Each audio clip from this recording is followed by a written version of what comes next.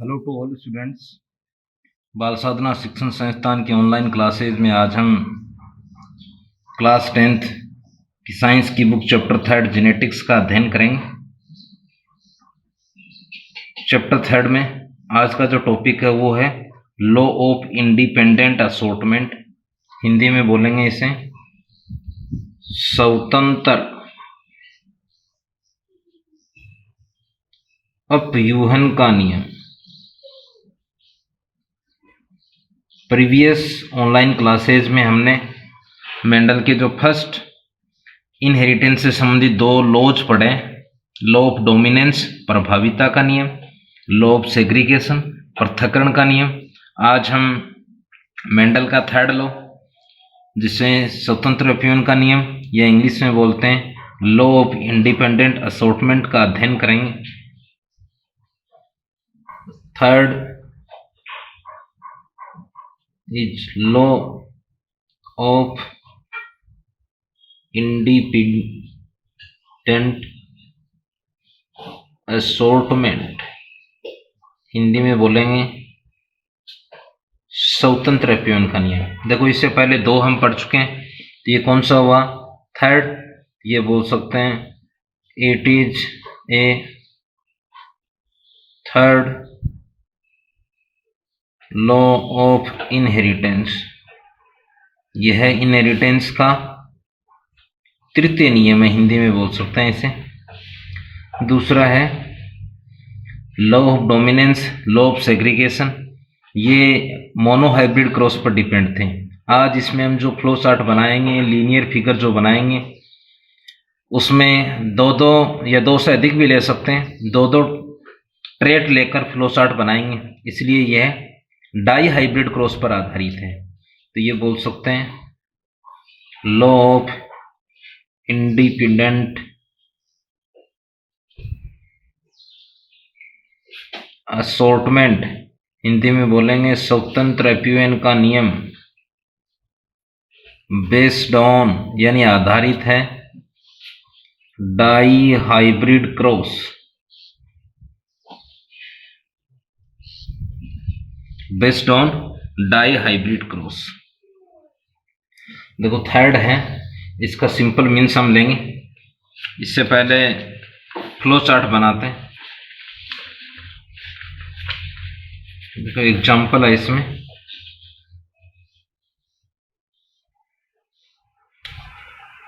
Colour of seed and shape of seed. जो garden pea के पौधे में 34 जोड़ी विपर्यासी लक्षण पाए जाते हैं, उनमें से मेंडल ने 7 जोड़ी विपर्यासी लक्षणों को एक्सपेरिमेंट के लिए चुना था, अध्ययन के लिए चुना था। उनमें से कोई भी हम दो ट्रेट लेकर इस नियम को समझा सकते हैं। यहाँ मैंने जो ट्रेट लिए हैं वो हैं बीज का रंग, दूसरा क्या लिए बीज की आकृति। ध्यान ये रखना students, seed is and product of plant, पौधे का अंतिम उत्पाद सीड होता है, बीज होता है। साथ में फल भी हम बोल सकते हैं, यानी फल व बीज, fruit and seed are end product of plant, पौधे के अंतिम उत्पाद होते हैं। अब देखो पेरेंट फर्स्ट, इधर हम लें पेरेंट सेकंड। यदि हम ये बोलें मेल से संबंधित है तो ये वाला फीमेल से संबंधित है। इसमें पेरेंट फर्स्ट में है येलो और राउंडेड प्लांट, इसमें है ग्रीन रिंकल्ड प्लांट। येलो बीज का जो कलर लिया है उसका डोमिनेंट है, शेप राउंड डोमिनेंट है, प्रभावी है।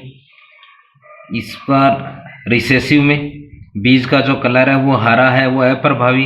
बीज की आकृति झुर्रीदार रिंकल्ड, ये भी अप्रभावी, रिसेसिव बोलेंगे इसे। इसको हम ऐसे दर्शाएंगे कैपिटल वाई, यहाँ येलो, येलो से वाई लिया गया, राउंड, राउंड से आर लिया गया। इसको दर्शाएंगे small y, small r. Next process होगा मियोसिस, अर्धसूत्री विभाजन, जिसे रिडक्शन डिवीजन भी कहते हैं। समान गैमेट बनेंगे तो एक एक लिए, इनको बोलेंगे गैमिड्स, हिंदी में कहते हैं युग्मक। यदि दोनों गैमिड्स परस्पर क्रॉस करते हैं, तो क्रॉस कर रहे हैं तो ये प्लांट बनेगा या ये जनरेशन बनती है। इस जनरेशन को तो बोलेंगे फर्स्ट फीलियल जनरेशन, हिंदी में बोलेंगे F1PD। यहाँ जो प्लांट होगा, देखो ये डोमिनेंट है प्रभावी, ये अप्रभावी, ये डोमिनेंट, ये रिसेसिव, यानी प्रभावी अप्रभावी, प्रभावी अप्रभावी। तो यहाँ प्रभावी अपना लक्षण दर्शाएगा लो ऑफ डोमिनेंस के अनुसार, यहाँ इसमें भी प्रभावी दर्शाएगा। तो प्रभावी कौन सा है? येलो, तो येलो। ये कौन सा है इसका प्रभावी? राउंड, तो ये प्लांट कैसा होगा? येलो राउंडेड प्लांट होगा। इसके पश्चात 4 गैमेट बनेंगे, पहला ये, दूसरा ये, तीसरा ये और चौथा ये। इन्हें बोलेंगे गैमेट्स ऑफ F2 जनरेशन, द्वितीय पीढ़ी के गैमेट्स। देखो एक शॉर्ट में हम दर्शा सकते हैं, ये छोटा सा एक फॉर्मूला है 2n, जहाँ n है नंबर ऑफ हेटेरोजाइगस, हिंदी में बोलेंगे विषम युग्मनजी। पहले टर्मिनोलॉजी में इसका सामान्य अर्थ किया अपन ने। यहाँ देखो ये डोमिनेंट है, ये रिसेसिव है, तो ये कैसा है? विषम है दोनों, तो हेटेरोजाइगस। ये डोमिनेंट है, ये रिसेसिव, ये भी हेटेरोजाइगस। एक हेटेरोजाइगस ये, दूसरा ये। अगर इस फॉर्मूले में हम रखेंगे n के स्थान पर 2 आ जाएगा, 2 2 4, यानी टोटल गैमेट बनेंगे 4। यदि मोनोहाइब्रिड क्रॉस में जो हमने नियम लिए, जैसे लॉ ऑफ सेग्रीगेशन में F1 जनरेशन में ये बनाया था, यहाँ देखो नंबर ऑफ हेटेरोजाइगस कितने हैं? 1।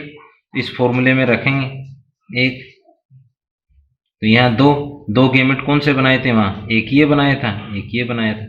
ये ध्यान में रखना, इस फॉर्मूले से हम कितने गैमेट्स बन सकते हैं उस गैमेट्स का निर्धारण करते हैं या गैमेट्स का निर्माण करते हैं। नेक्स्ट प्रोसेस है सेल्फिंग। इसके लिए चेकर बोर्ड बनाते हैं।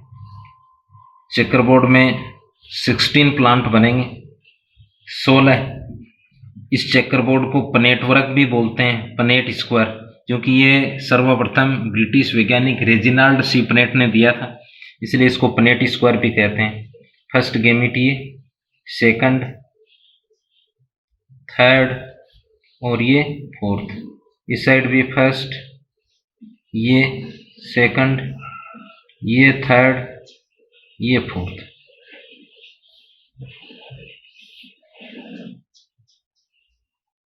एक बॉक्स बना, इस बॉक्स में टोटल 16 बॉक्स बने, यानी F2 जनरेशन हम बनाएंगे, द्वितीय पीढ़ी बनाएंगे, उसमें टोटल 16 प्लांट बनेंगे, 16। यदि इनको मेल से संबंधित हम दर्शाएं तो ये वाले फीमेल से संबंधित होंगे। अब यदि इन दोनों का आपस में क्रॉस होगा, इस फर्स्ट का इन चारों के साथ करवाएंगे, फिर सेकंड का चारों के साथ करवाते हैं, फिर थर्ड का चारों के साथ करवाएंगे, फिर फोर्थ का चारों के साथ करवाते हैं। यदि फर्स्ट का फर्स्ट के साथ होगा तो ये प्लांट बनेगा, इस फर्स्ट का फिर सेकंड के साथ होगा, ये प्लांट बनेगा, फर्स्ट का थर्ड के साथ क्रॉस होगा, ये प्लांट बनेगा, फर्स्ट का फोर्थ के साथ होगा, ये प्लांट बनेगा। अब सेकंड का फर्स्ट के साथ होगा तो ये प्लांट बनेगा, सेकंड का सेकंड के साथ होगा तो ये प्लांट बनेगा, सेकंड का थर्ड के साथ होगा तो ये प्लांट बनेगा, सेकंड का फोर्थ के साथ होगा, ये प्लांट बनेगा। नेक्स्ट थर्ड का फर्स्ट के साथ तो ये प्लांट बनेगा, थर्ड का सेकंड के साथ तो ये प्लांट बनेगा, थर्ड का थर्ड के साथ ये प्लांट बनेगा, थर्ड का फोर्थ के साथ तो ये प्लांट बनेगा। नेक्स्ट फोर्थ का फर्स्ट के साथ अब ये प्लांट बनेगा, फोर्थ का सेकंड के साथ ये बनेगा, फोर्थ का थर्ड के साथ ये प्लांट बनेगा, फोर्थ का फोर्थ के साथ। इस जनरेशन को बोल देंगे F2 जनरेशन, हिंदी में F2PD, सेकंड फिलियल जनरेशन बोल देंगे। अब देखो डोमिनेंट रिसेसिव के बेस पर हम निर्धारण करेंगे प्लांट किस प्रकार के हैं। यहाँ दोनों डोमिनेंट हैं तो कैसा होगा येलो, ये भी डोमिनेंट है तो कैसा होगा राउंड। यहाँ ये दोनों डोमिनेंट तो येलो, यहाँ एक डोमिनेंट है ये रिसेसिव है तो डोमिनेंट अपना लक्षण दर्शाएगा, अपने लक्षणों की अभिव्यक्ति देगा तो राउंड। यहाँ ये डोमिनेंट ये रिसेसिव तो डोमिनेंट द्वारा अभिव्यक्ति दी जाती है, दोनों डोमिनेंट राउंड। यहाँ डोमिनेंट रिसेसिव तो डोमिनेंट की अभिव्यक्ति होगी, यहाँ डोमिनेंट तो ये डोमिनेंट। इसमें देखो दोनों डोमिनेंट तो येलो, यहाँ ये डोमिनेंट अपने लक्षणों की अभिव्यक्ति देगा तो राउंड। यहाँ ध्यान करना येलो, देखो ये किसके लिए दर्शाया है रिंकल्ड के लिए, तो यहाँ कौन सा आएगा येलो रिंकल्ड। ये देखो डोमिनेंट तो येलो, एक भी डोमिनेंट नहीं, ये भी डोमिनेंट तो राउंड। ये क्या येलो, ये वापस कैसा होगा रिंकल्ड, येलो रिंकल्ड। ये डोमिनेंट येलो, ये राउंड येलो राउंड। ये ध्यान रखना है ये दर्शा रहा है ये किसको ग्रीन को, ग्रीन ये डोमिनेंट राउंड, ये दोनों रिसेसिव तो ग्रीन एक डोमिनेंट राउंड येलो, ये कैसा है राउंड येलो रिसेसिव तो रिंकल्ड, ये ग्रीन ये कैसा राउंड, ये दोनों रिसेसिव में तो आ जाएगा ग्रीन रिंकल्ड। ये 16 प्लांट बने।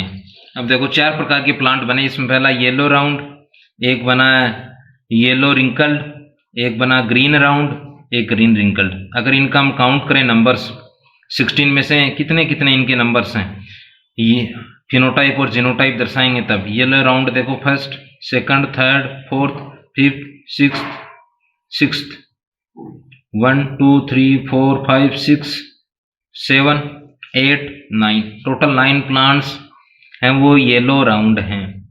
ग्रीन राउंड 1 2 3, ग्रीन राउंड 3 है, येलो रिंकल्ड 1 2 3 और ग्रीन रिंकल्ड कितने एक ही है।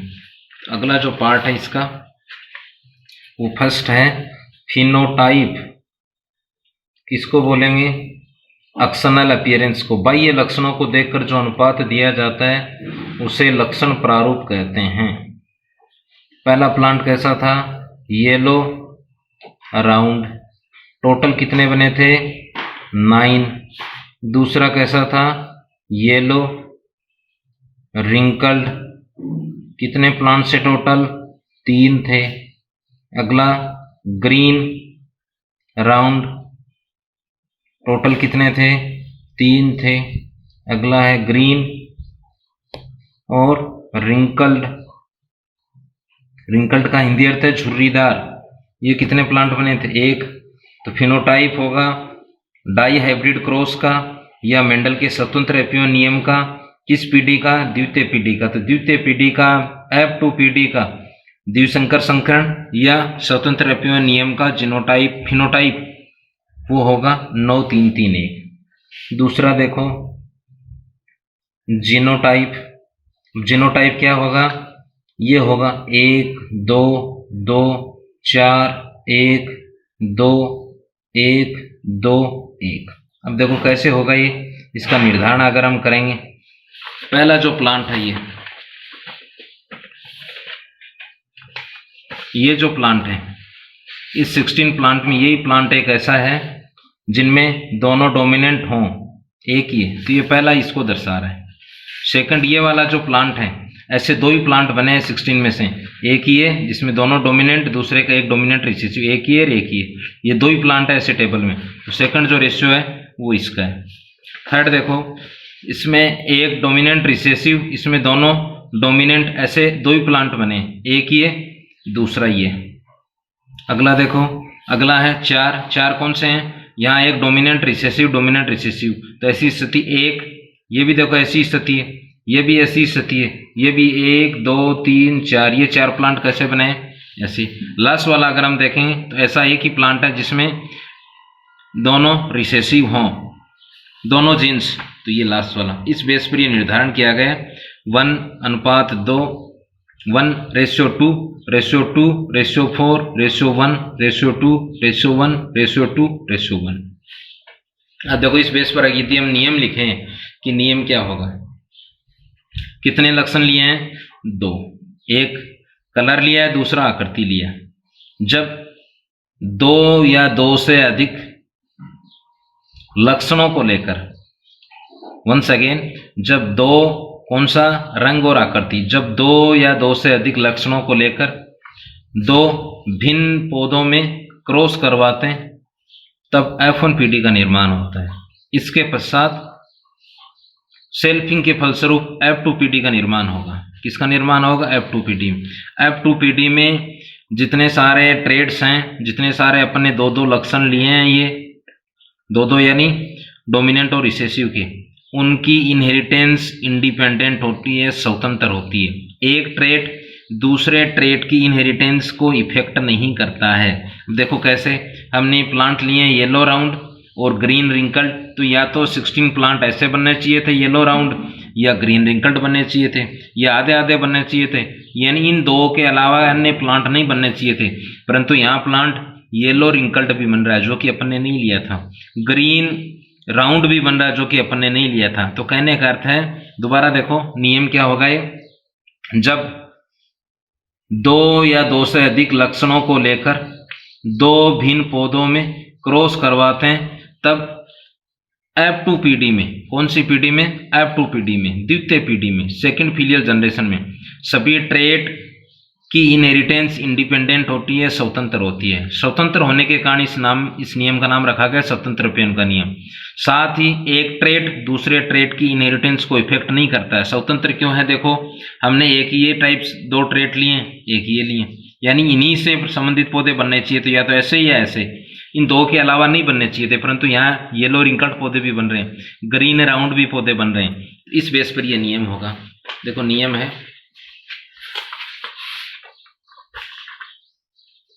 जब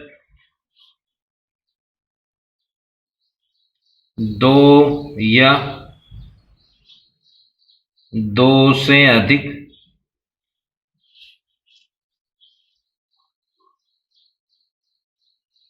लक्षणों को लेकर, लक्षणों को बोलेंगे करेक्टर या ट्रेट, 2 या 2 से अधिक लक्षणों को लेकर 2 भिन्न पौधों में क्रॉस करवाते हैं तब एक लक्षण की इनहेरिटेंस दूसरे लक्षण यानी सेकंड ट्रेट की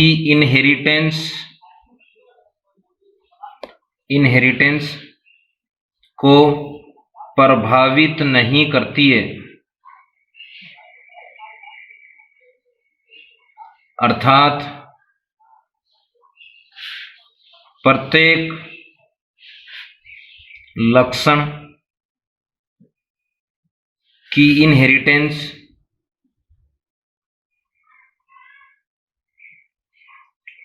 इंडिपेंडेंट होती है, यानी स्वतंत्र होती है। इनहेरिटेंस स्वतंत्र होती है, यानी स्वतंत्र होने के नाम के कारण इसे रखा गया है स्वतंत्र अपीयन का नियम। अतः इसे स्वतंत्र अपव्यूहन का नियम कहते हैं, अपव्यूहन का नियम कहते हैं। ये मेंडल का 3rd नियम है। अब देखो इस बेस पर यह भी पूछा जा सकता है कि ये जो रेशियो अपन ने लिए डाई हाइब्रिड क्रॉस का जीनोटाइप फिनोटाइप क्या होगा, तो यही होगा 9 3 3 1 12 24 12 12 1। यदि ये पूछे लॉ ऑफ इंडिपेंडेंट असॉर्टमेंट, स्वतंत्र अपव्ययन के नियम का जीनोटाइप और फिनोटाइप क्या होगा, तो भी यही होगा। ठीक है, कहने का अर्थ है इन दोनों का और इसका भी। इसके अलावा अगर हम पहले जो दोनों नियम लिए law of dominance law of segregation, वो किस पर आधारित है, वो मोनोहाइब्रिड पर आधारित है, मोनोहाइब्रिड क्रॉस, या ये बोल देंगे लॉ ऑफ सेग्रीगेशन।